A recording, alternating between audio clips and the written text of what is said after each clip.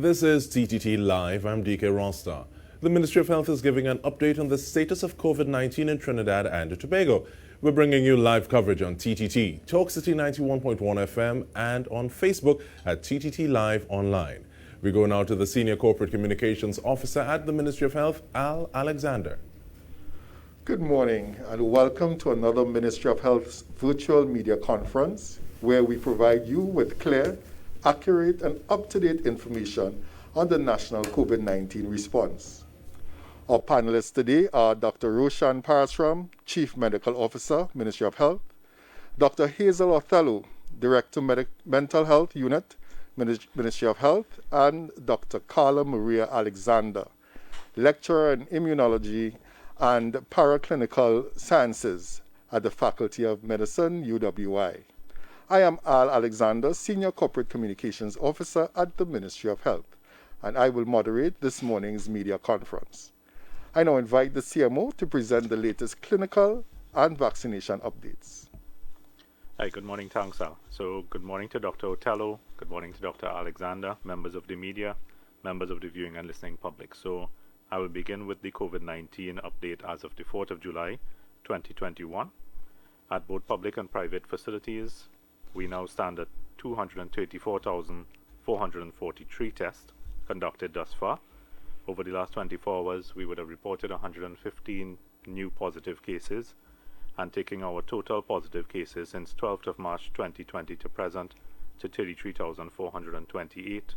26,003 of those patients have recovered, and we remain with an active caseload of 6,533, 892 deaths, and persons in home isolation now stand at 5,927. At our step-down facilities, we have 126, and in our quarantine sites, 225. Our total vaccinated persons to date, first dose, 219,964, and those with 2 doses now stand at 120,059 as of 8 p.m. last night. Just a further breakdown of the hospital statistics. So 365 patients in the hospitals spread across a number of facilities. Couva Hospital and Multi-Training Facility, 115 persons, 15 of those in ICU, 26 in the High Dependency Unit. At the Cora Hospital, 45 persons, Augustus Long, 47, St. Anne's Hospital, 8, Rima General Hospital, 54, the New Point Fortin Hospital, 40, St. James Medical Complex, 33, Scarborough Regional Hospital at Fort King George, 21, and Scarborough General Hospital at Signal Hill, 2 persons. In the step-down facilities, we have no one at the Claxon Bay facility, 39 at the Daybay, UE Daybay site, 6 at UTT Valsine, Point Fortin Area Hospital, 25, Jean Pre Complex, Field Hospital, 27, Field Hospital at Couva, 7, Tacarigua facility, 16, and in Tobago, 6. So, Al, that brings me to the end of my brief clinical update for this morning. Thank you, CMO. Since the 11th of March 2020, the world has been battling this global pandemic. As we all know, this incident has impacted the physical health of millions and the mental health of even more. I now hand you over to Dr. Othello, who will provide some important information about mental health and wellness, especially during this pandemic. Dr. Othello. Good morning, Trinidad and Tobago. Good morning, Trinidad and Tobago. Good morning, Dr. Parasram, Mr. Alexander, Dr. Alexander. Mm-hmm. It's a pleasure to be here again and to share a little bit with you about paying attention to your mental health. I'm really encouraged and heartened at the level of interest that has been expressed in issues relating to mental health since the onset of the pandemic. That's a good thing, and I hope that it will continue beyond the pandemic because, as we often say, there's no health without mental health. However, it's important when we're talking about something to understand what we're really talking about. And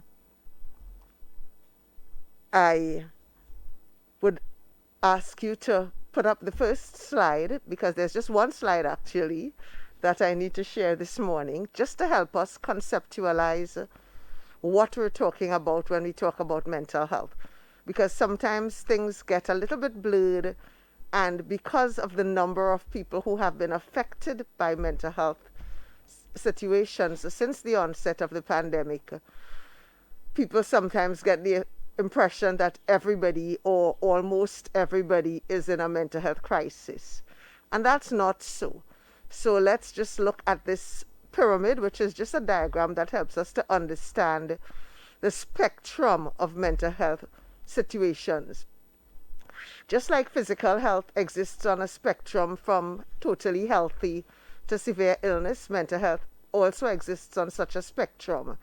And that is nicely demonstrated by this pyramid. So at the bottom of the pyramid, where the vast majority of people are, there is no distress, there is no problem, there is no disorder. People at that point are enjoying their lives, they're socializing, they're healthy, they're eating and sleeping well, and they're just getting about their own business. And that's where we would like to always be. But to be realistic, none of us are always there. So there are times when we experience what we call mental distress. And that's when we're angry, we're upset, we're unhappy. We may be a little bit pessimistic or a little bit overwhelmed. We may feel fed up with certain things. We may be discontented with the way things are going in our lives. That's not an illness. It is not a crisis. It's distress. It's uncomfortable. But in the vast majority of situations, we work through it and we get by. The next level after that is what we call mental health problems. And again, we're not in the sickness or disease phase there.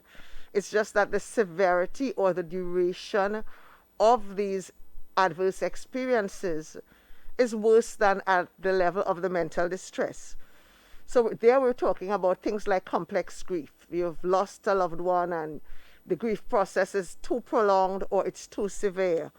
If you're despairing, if you're hopeless, if you're sorrowful a lot of the time or having trouble sleeping, if you're having unhealthy relationships with your loved ones, with friends, with food, with alcohol, all of that is in the mental distress problem.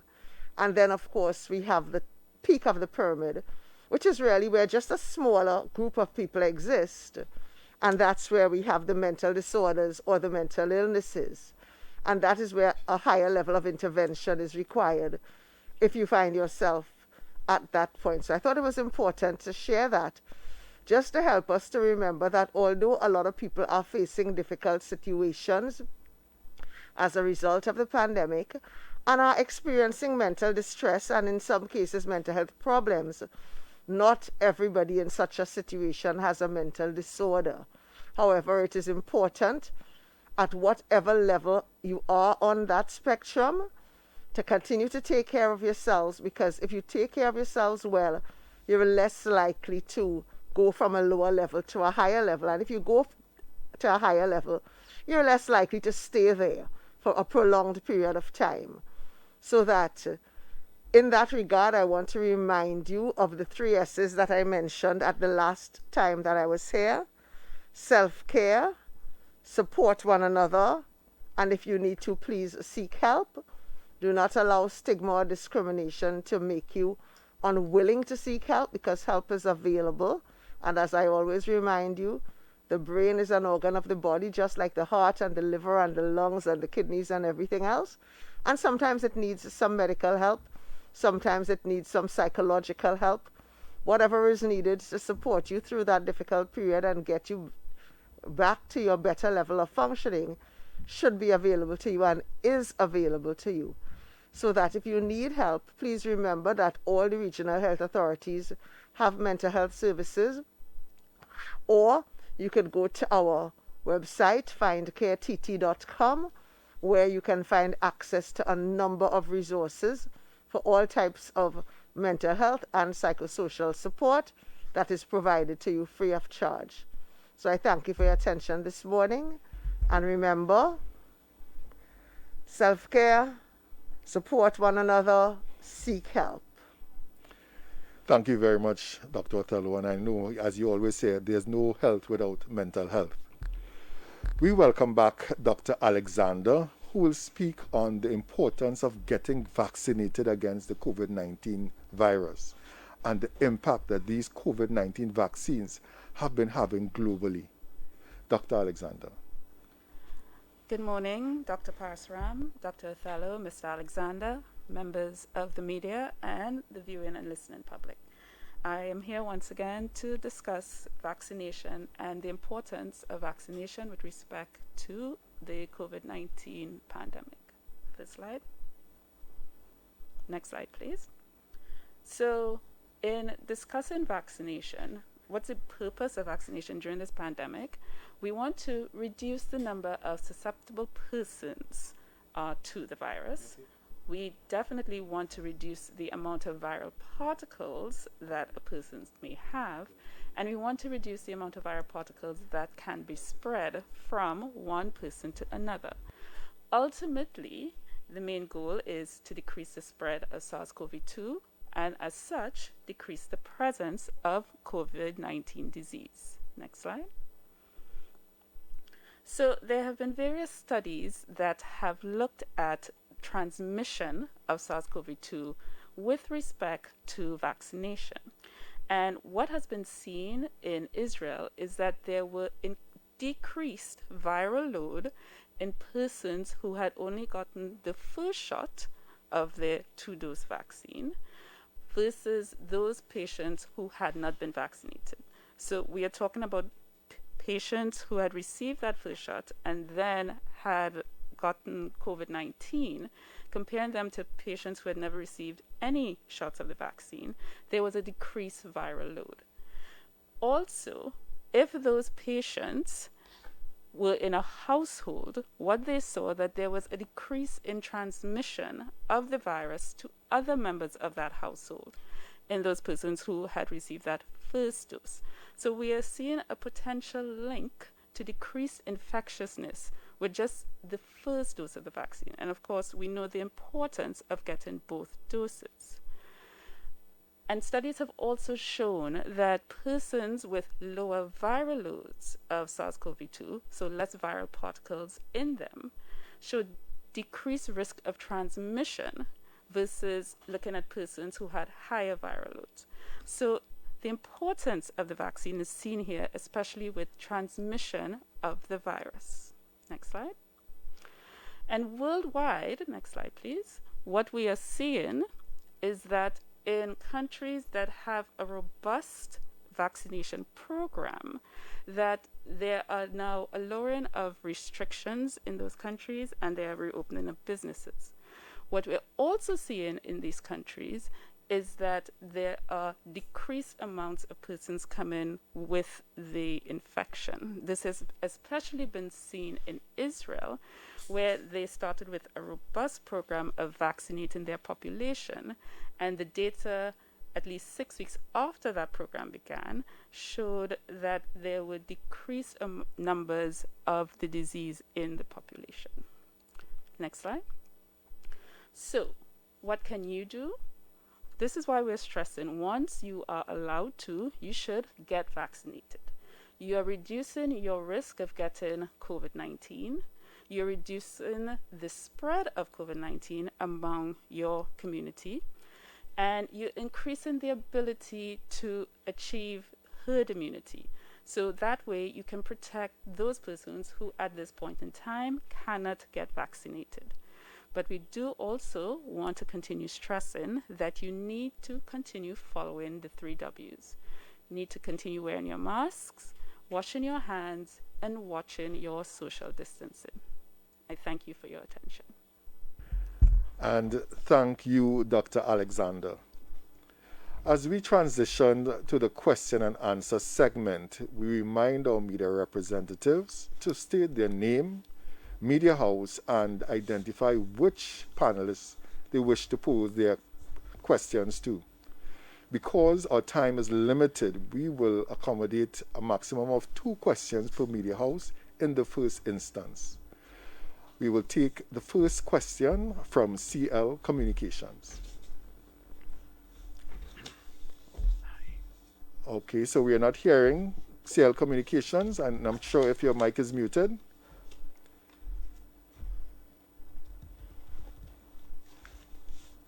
Okay, so it seems that we're having a bit of technical difficulties with CL communications. Let's go to 98.1.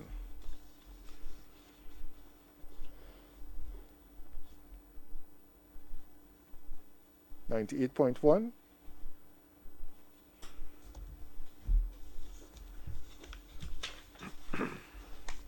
Okay, so while we await the technical difficulties to be sorted out, we will go to some questions that frequently asked questions that we have been getting at the Ministry of Health. One of them is, how was the COVID-19 vaccine made in such a short space of time? I wonder if Dr. Alexander, you could address that question?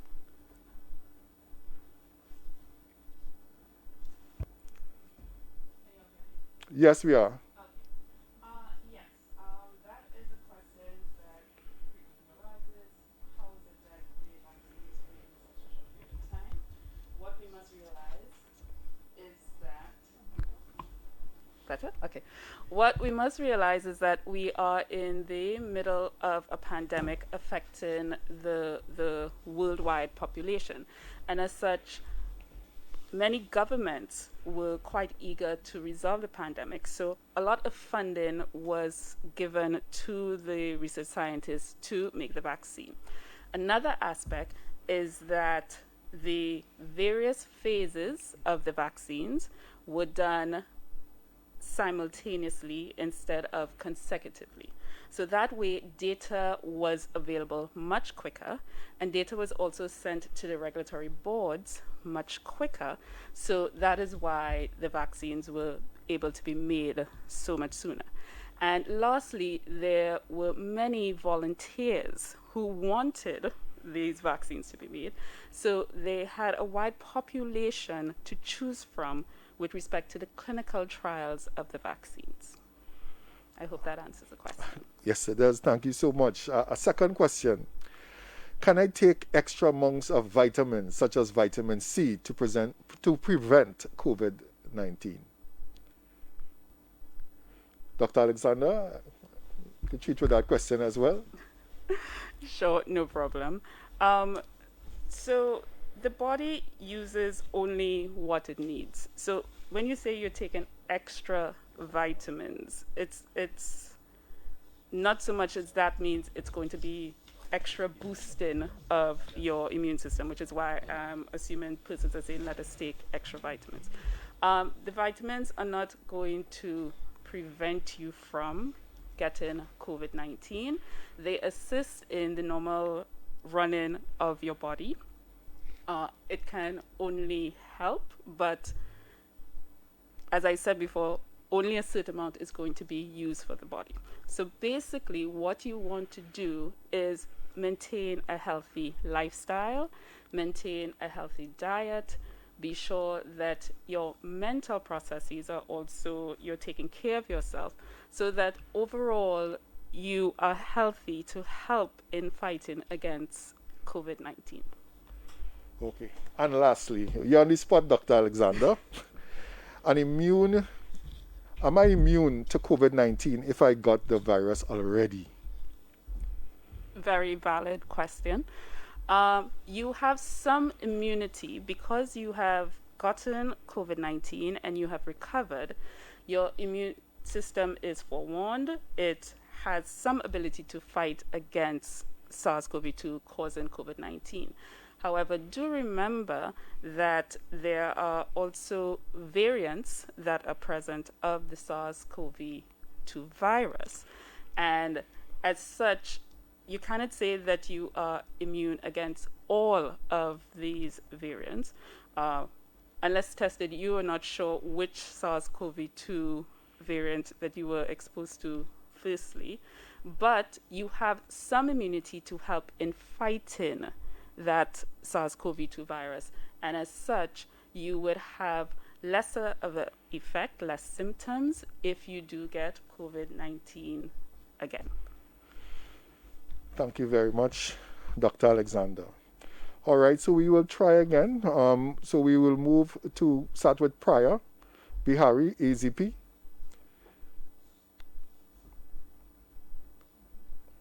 Okay, we seem to be still having those technical difficulty. Let's try with CL Communications, see if it is being resolved. CL Communications.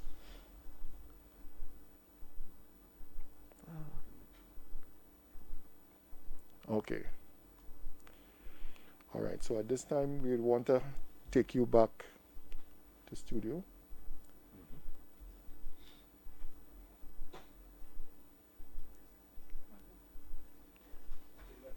Yeah, we'll take you back to studio.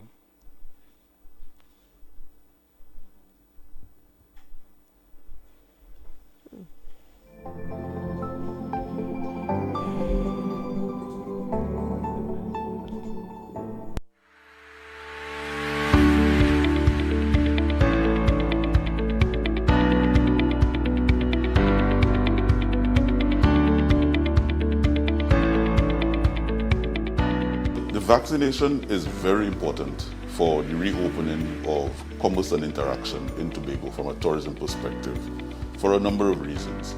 The first one, it's the best and probably the only known real defense, according to the medical professions, to shield us against the negative impact of contracting the disease, which is hospitalization and unfortunately demise. So we need to ensure that we have a healthy population, and this is the defense. So if we don't have a healthy population, a healthy workforce to be able to interact with visitors, then we stand the negative implications of being unprepared. We also need to have an able and capable labor force by demonstration. And when I say by demonstration, you have to have people who are capable of turning up for work. And vaccination is one way of insulating us from having severe illnesses to be able to deal with that situation. Then you have the very important perspective where the source markets are now making requirements for travel based on the level of vaccination in the destinations that people are going to visit. So if we have a low level, we will not get the signal or approval for persons, particularly from the European side, which is our largest market, as well as from the US and North America. Although in some cases there have been relaxations in some markets, but the fundamental principle is that you need a certain percentage of your population vaccinated to trigger that signal that you are actually open. And that is why it is so important for us, because tourism is the biggest business outside of the government operations, which is the THA. Tourism is what's driving this economy in Tobago, and that's why we need to be vaccinated.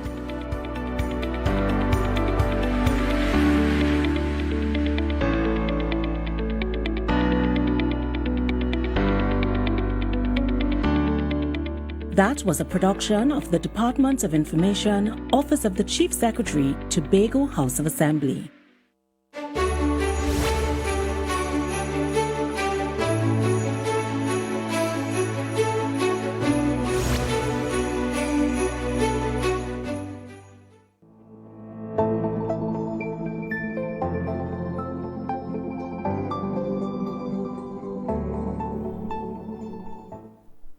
Yes, welcome back. We do apologize for that break in transmission. We seem to have ironed out our technical difficulties, so we are back. And we will start with CL Communications. Hi, good morning. Good morning. Caribbean Lifestyle Communications. I just wanted to find out a very small question. Can the Ministry of Health confirm whether there are 2 Delta variant cases at the Cora Health Facility, which are possibly from 2 Indian businessmen who came into the country by private jets? And secondly, I'm hearing that, in fact, is the ministry aware that the Supermarket Association is charging certain businesses for the vaccines? Can you confirm? And thank you. Thank you very much. Okay, so CMO? no, they haven't. As you are aware, the University of the West Indies, through the unit with Professor Carrington, is charged with doing the sequencing. So far, we have not received any sequencing that are positive for the Delta variant. I hope that answers the first question. If you have information regarding the second question, I suggest that you pass it off air, possibly to the Ministry of Health or Ministry of National Security. Thank you very much, CMO. We quickly move to 98.1. Good morning. Good morning to you, Mr. Alexander Stephen Cummings, 98.1 FM, and of course, good morning to the panel. Just two questions quickly, one for Dr. Parasram and the other for Dr. Tello. I'll start with Dr. Parasram. Dr. Parasram, with the 219,964 persons vaccinated so far with the first dose of vaccines and the 112,994 now fully vaccinated, to what extent can you say has our vaccination program so far, since it started, been impacting on the relatively low numbers of infections that we've been seeing in the past weeks? Because it has been said that we've been seeing a gradual decrease in terms of infection rates. Or is it too early to say at this point? And secondly, Dr. Tello, we started a discussion, I believe, some months ago about the mental health community rollout program, and there was also a study that was, I think probably it was more than one, when we were talking about studies at the University of the West Indies on mental health. Can you give an update as to where we are in terms of the study, one, and some more information on our community rollout mental health program? Thank you. Okay, so just to try to answer your first question. So when you look at the impact of a particular intervention, public health intervention on a population level, there are oftentimes a lot of confounding factors that you have to take into account. So if you would have noted what was happening in the country, we would have put some measures in place beginning prior to the SOE to restrict the movement of persons, right? So when you restrict the movement of persons, as you have less and less people moving about in the society, although you have people that are susceptible and people that are infected, you try to reduce the risk of contact of those individuals. Generally speaking, what immunization does is it pulls a new category into the equation. So there's a category of people who are no longer susceptible or as susceptible as the naive person. So you decrease the amount of naivety in terms of immunity in your population gradually and over time. 219,000 people having your first dose, and as Dr. Alexander indicated, after your first dose you do have some level of immunity, but it's not maximal in terms of the effect that you want to get. So really you want to have that second dose 2 weeks past your second dose to have a fully immunized person. Generally speaking, I think it's a little bit early in the day, and we haven't seen, in terms of the trajectories of the curves that Dr. Hines presents, there hasn't been a downward deflection as far as I could tell. When we look at the public health measures, you see the reactions in the curves based on the public health measures that we took, SOE and the like. 21 days after you began to see that slowing, it continues around that same sort of pattern. Now, today, we have an increase in the number of people moving about because of opening of the construction sector and other sectors. So that's a new factor that goes back in. So you have a greater number of people moving. Of course, as we go forward, we have an increased number of people being immunized as well. So, and even in the construction sector itself, we have close to 50% of the people in there already having possibly their first dose. And then, of course, in the coming weeks, they will have 2 doses. So all of those factors go together. I think it's a little bit, I haven't seen the full impact of the vaccination kicking in based on the trajectory of the curves that we saw, but it is a little early.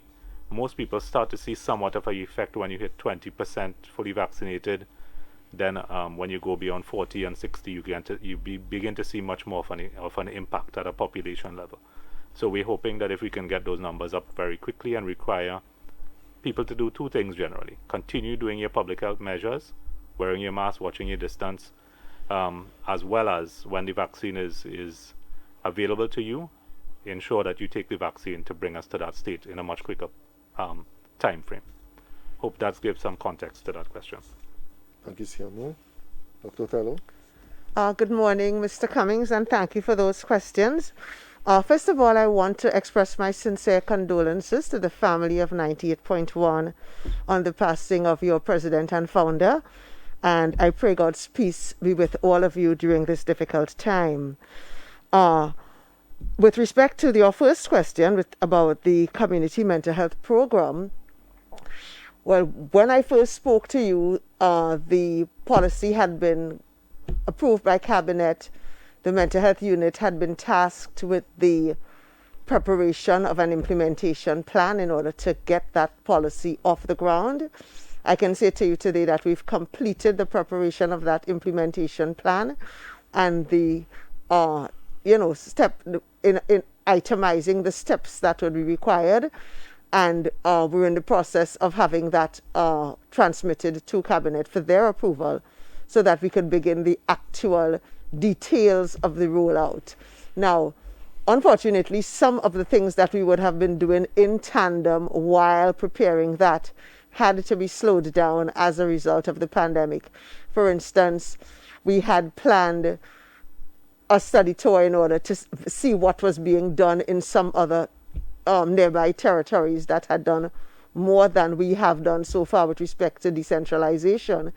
Clearly that could not happen, as well as some of the in-person meetings that we would have liked to have and site visits and so on that we would have normally been doing around this time are simply not practical because of the need to avoid gatherings.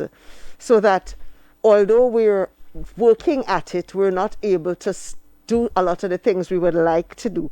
However, what we do continue to do is to collaborate on an ongoing basis with the mental health teams in the regional health authorities to provide as much technical guidance that they can benefit from and to support them wherever we can, so that we actually try to meet at least once a month, but separate from the formal meetings, we're in email communication and telephone communication with each other all the time to ensure that the services that currently exist can be provided as best as possible within the limitations of the pandemic. Unfortunately, some services have had to change a bit in order to reduce, for instance, the number of people in our waiting room at an outpatient clinic.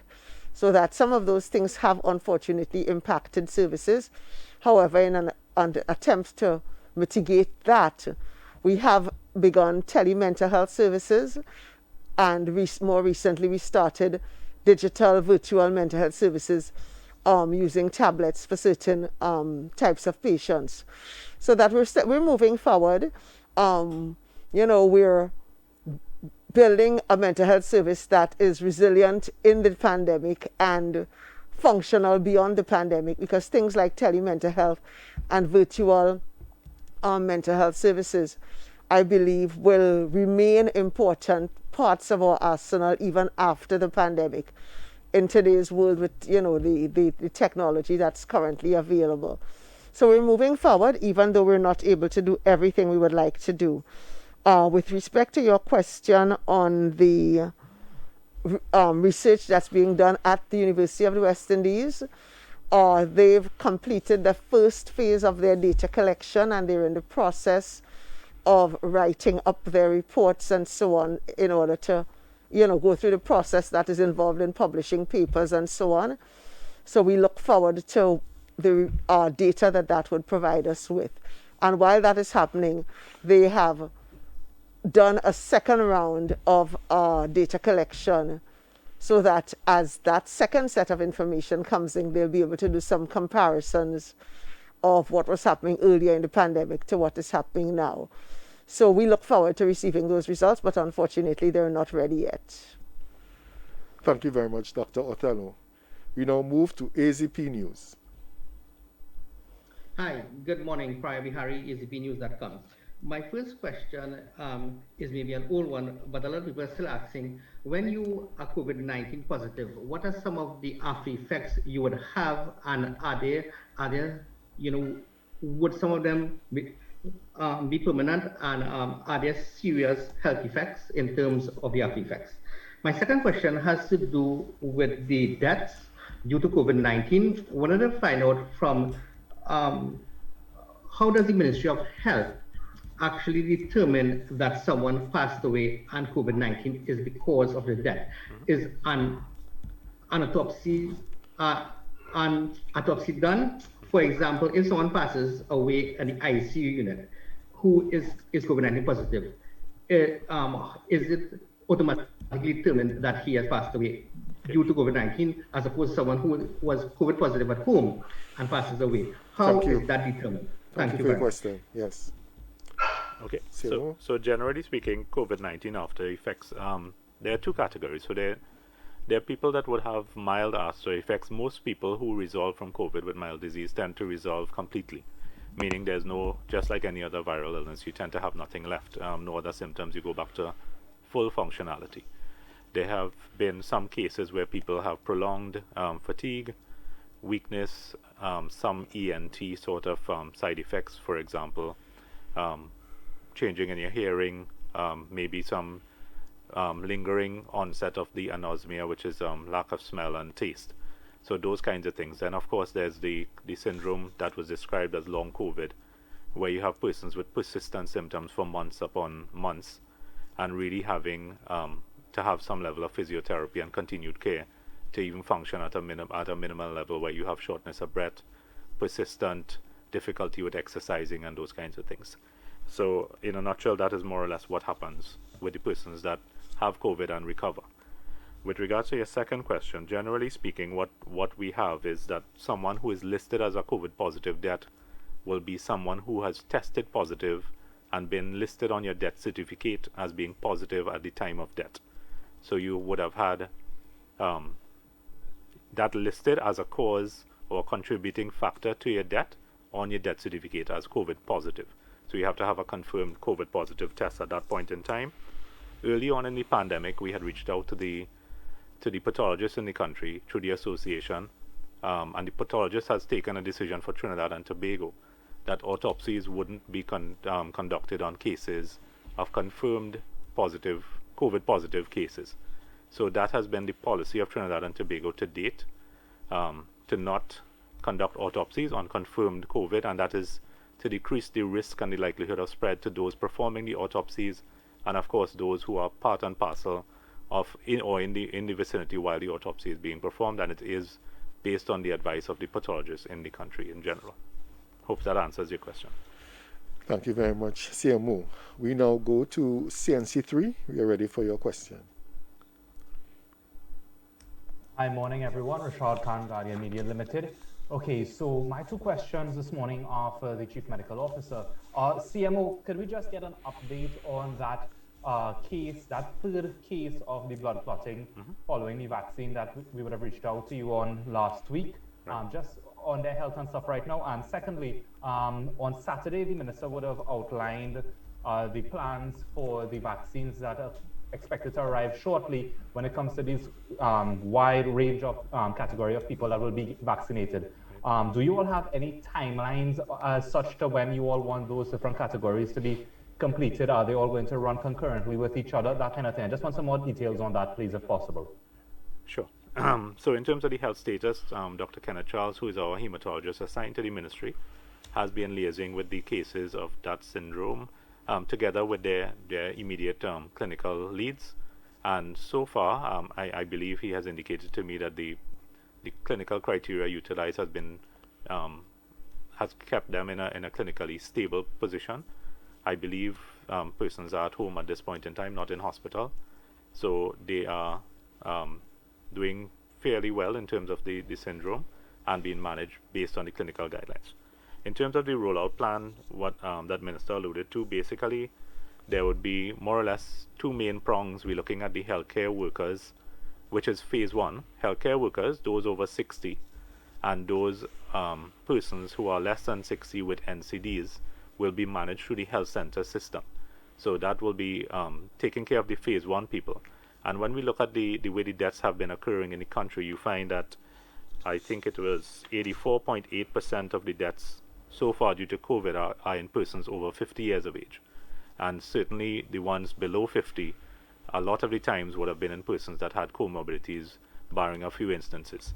So generally speaking, that healthcare worker NCD focus, that phase one focus, plans to do, the main thing it plans to do is decrease the deaths in that category of people and decrease the hospitalizations in those categories of persons.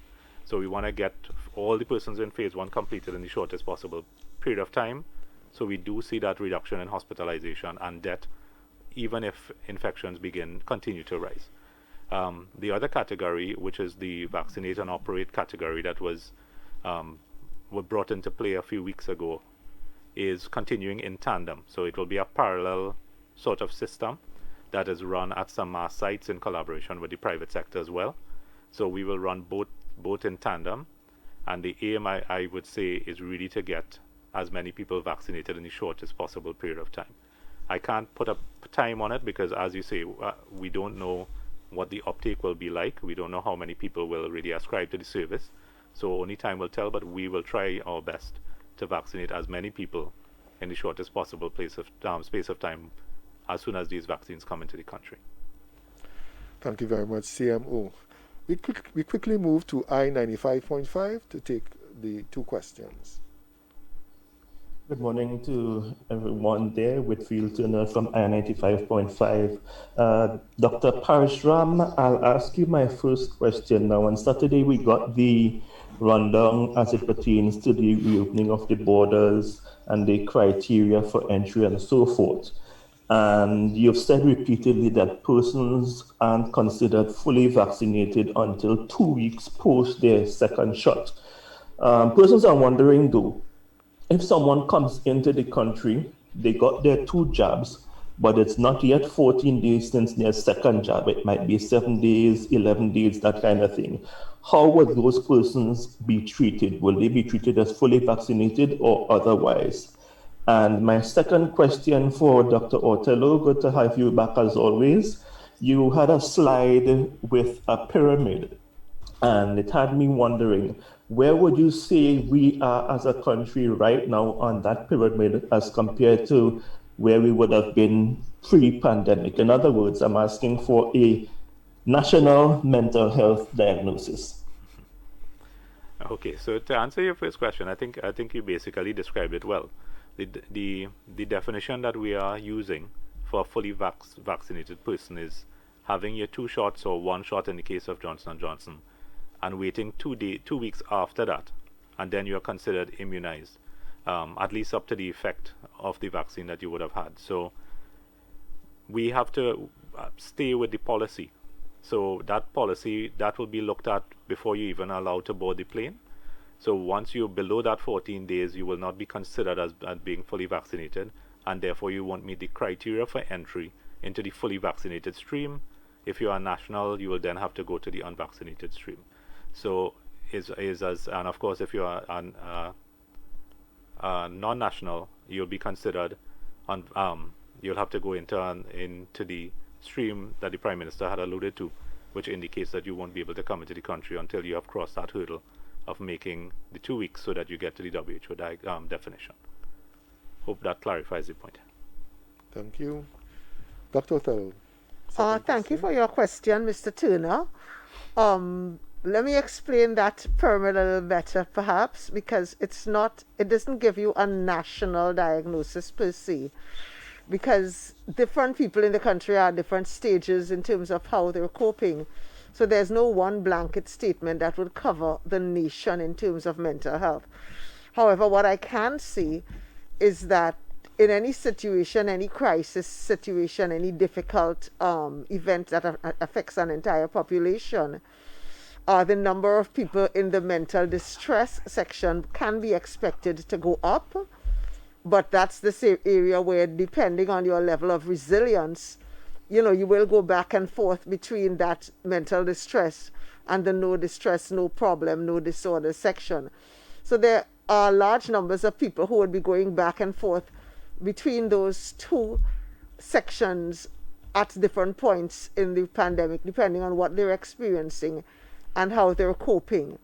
Only research will tell us over time how many people were affected more severely and required additional help, and whether or not there's a difference between the number of people requiring additional help after the pandemic compared to what was happening before. So we need research for that, and that's what we were waiting. All right, thank you very much. Yep. We go back to CMO. No, just to complete the answer, Mr. Turner, I know there will be a lot of questions in the coming days and weeks prior to the reopening of the border. So the Ministry of Health is completing the quarantine aspect of it, which is the part of the whole multi-sectoral approach that requires us to be the lead.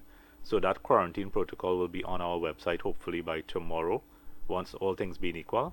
And then, of course, the public will be a little clearer as to the guidelines related to quarantine as you come into the country. So we'll get that up in the coming days. Thank you, Al. And thank you, CMO. We now go to the Express for your 2 questions. Kim Mudram, good morning, Express.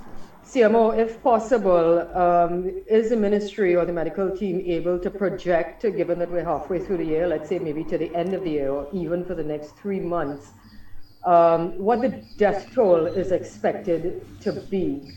We are now close to 900 very unfortunate deaths. So is it possible to say how many more we may see before the end of 2021, or as I said, in the next 3 months? Also, is the medical team comfortable with or fully on board with the opening of the borders this month, given that the Delta variant has been detected in the region? Thank you. Yeah, so generally, we can't project the number of deaths for the simple reason we have been using, or in terms of our case fatality rate, Trinidad has been hovering between 1.7 and 2.5 over the period of time, and we have said consistently that the number of deaths usually equate to the number of cases that you have, but even more so, it equates to the type of person that is affected, meaning your age, whether you have comorbidities, or any of the other factors. So, for example, if we have a large number of people, let us say 1,000 people over 80 infected, there's research in Latin America that has pointed to a case fatality rate in excess of 56% for persons over 80. So in that particular age group, 1,000 persons infected, you'd expect a large, at least 50% of those persons to succumb. If you have the same 1,000 persons, and let us say a 20 to 30 year age group population is infected, without comorbidities, you'll find that the majority of them will not have a fatal outcome. So it depends on a lot of factors. I don't think we want to predict at this point in time. What we are trying to do is to get the total number down as quickly as we can to the lowest possible number, using the public health guidance as well as using the immunization strategy.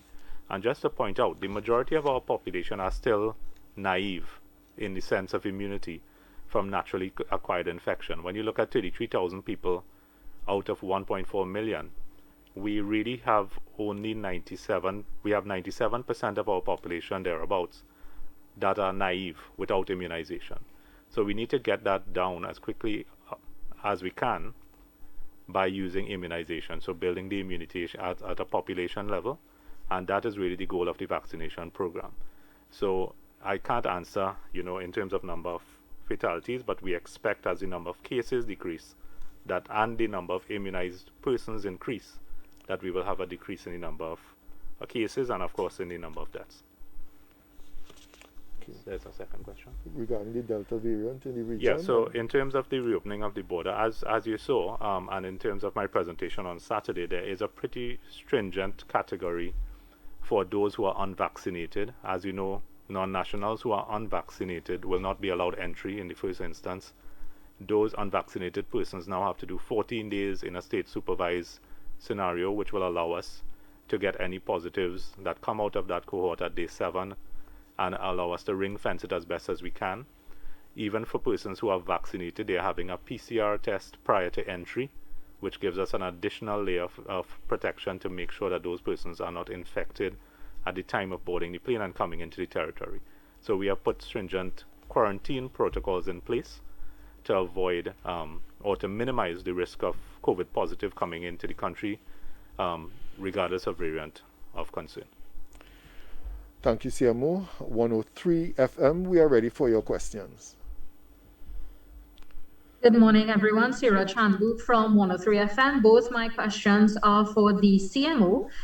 Firstly, given the presence and the local spread of the Gamma variant, despite closed borders, and of course, with the urgency regarding the Delta variant, is the ministry looking to help UWI perhaps ramp up its sequencing capacity? And is there going to be any adjustment to the current criteria by which samples are referred for sequencing?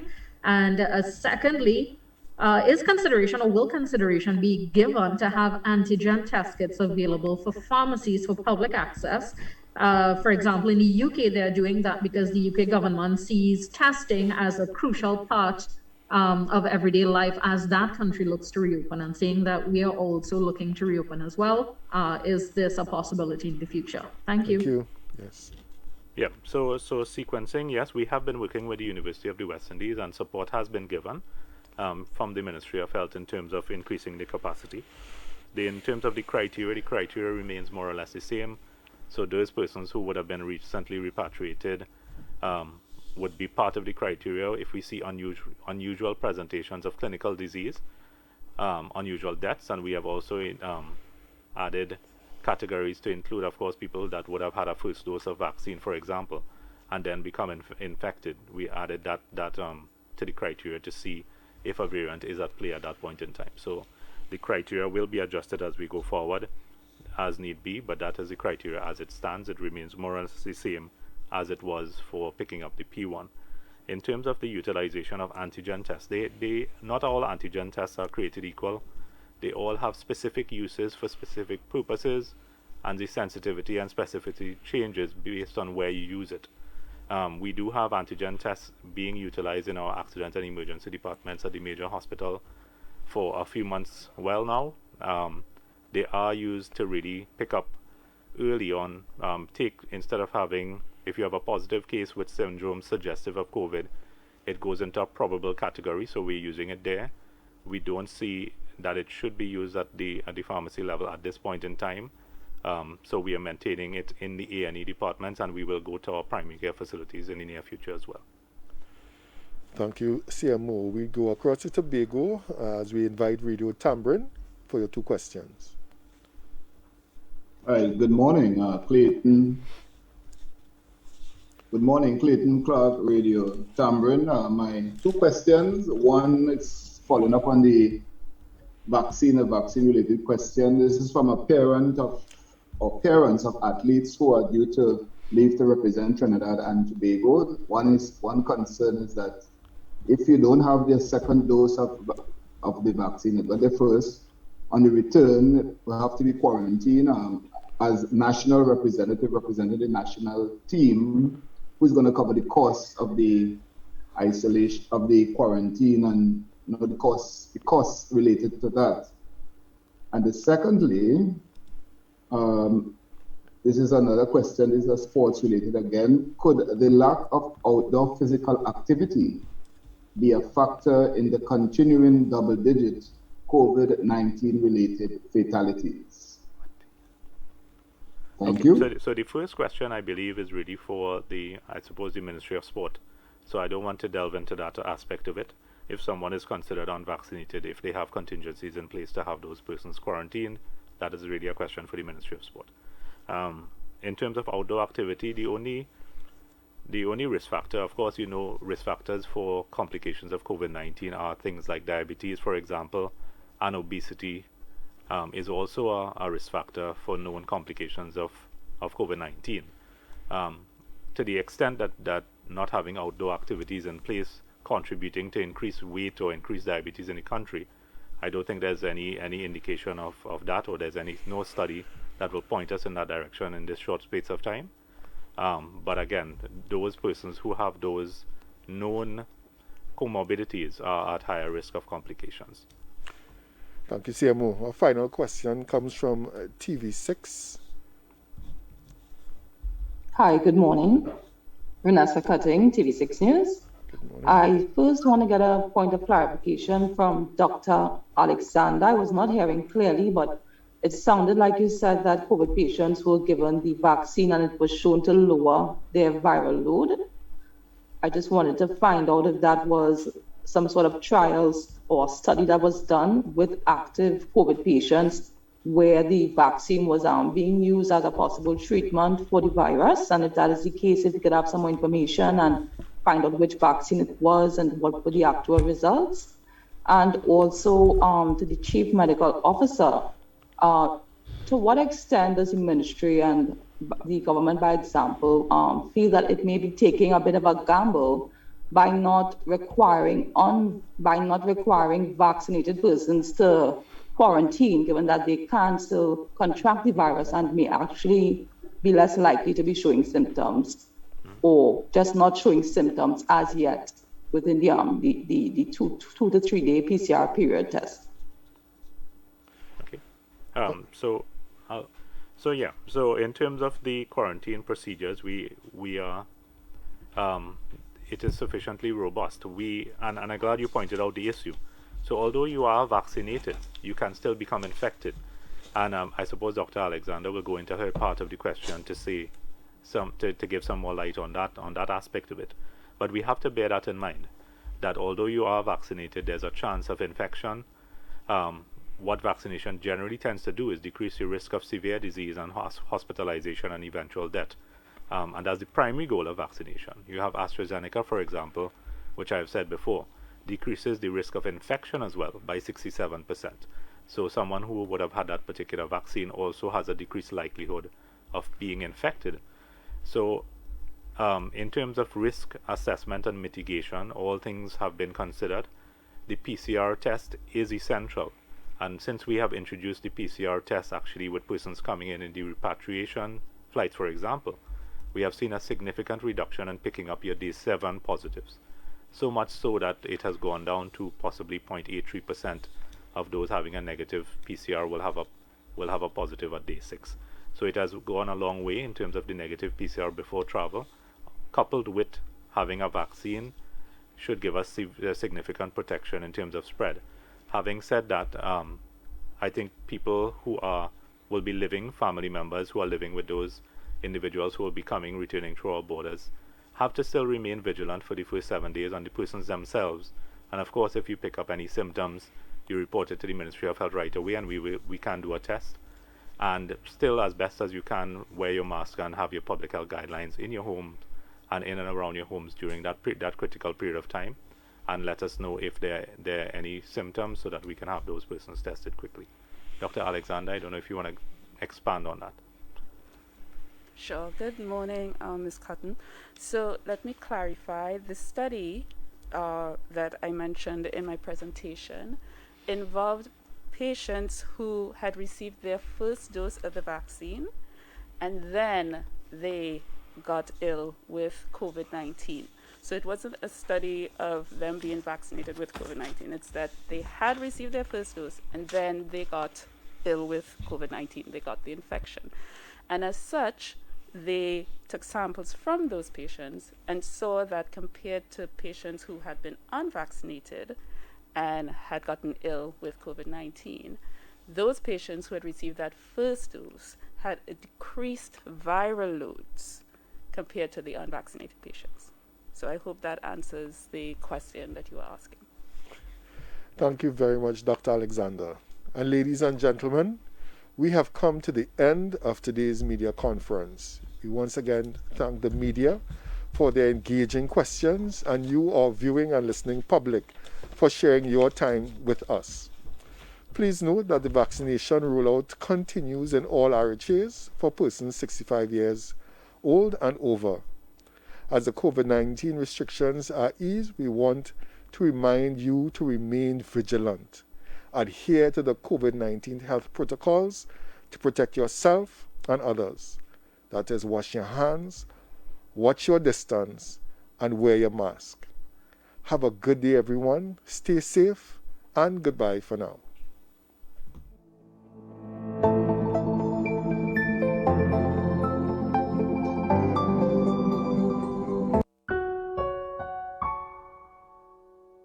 I solemnly pledge to dedicate my life to the service of my God and my country. I